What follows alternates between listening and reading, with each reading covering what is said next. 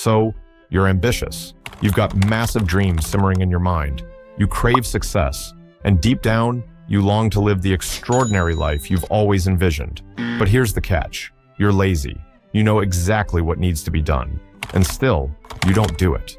This leads to an inner tug of war filled with guilt, because, truthfully, you know you're meant for so much more. That guilt, it doesn't go away. It builds over days, then weeks, and eventually months, until it hardens into quiet acceptance. And right on cue, the new year arrives, bringing with it the very same goals you set last year. You begin with fire, powered by motivation and a touch of hopeful delusion.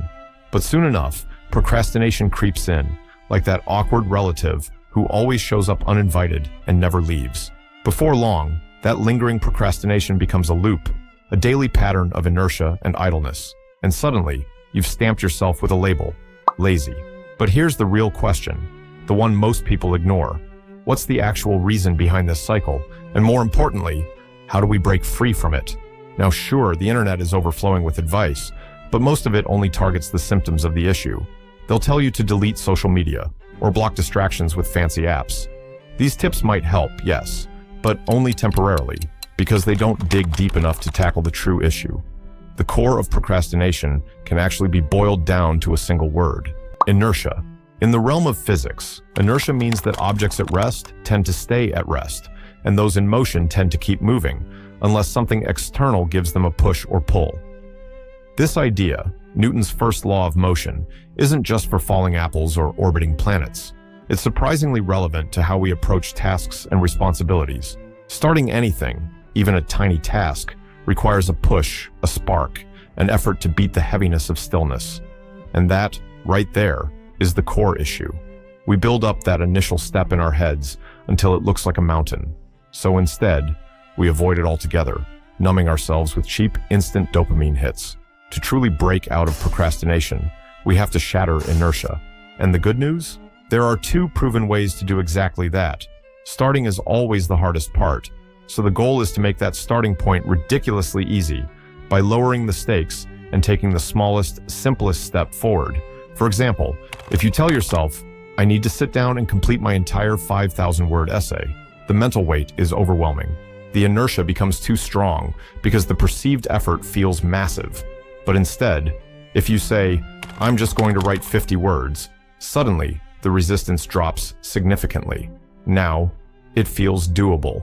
It becomes easier to begin, and you can move forward without depending solely on willpower or self-discipline. Here's a popular and powerful method you've probably heard of, the 2-minute rule. If you're feeling unmotivated or stuck, simply tell yourself, I'll do this for just 2 minutes, then I can stop if I want. Let's say you don't feel like tidying your messy room. Put on a song you like, clean while the music plays, then stop when the song ends. That's it. And here's the best part.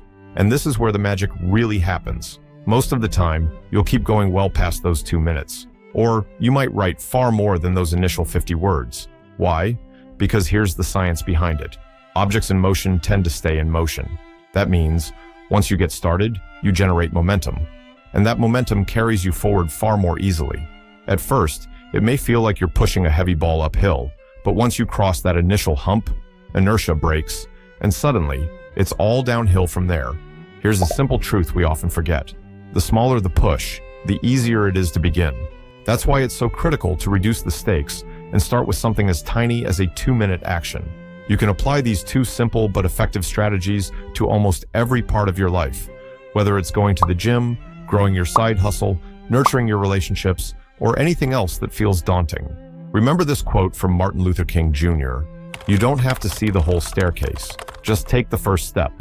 Sometimes, that one step is all it takes to change your entire direction. If you want more valuable content, then why don't you subscribe to it? Come on, we'll grow together.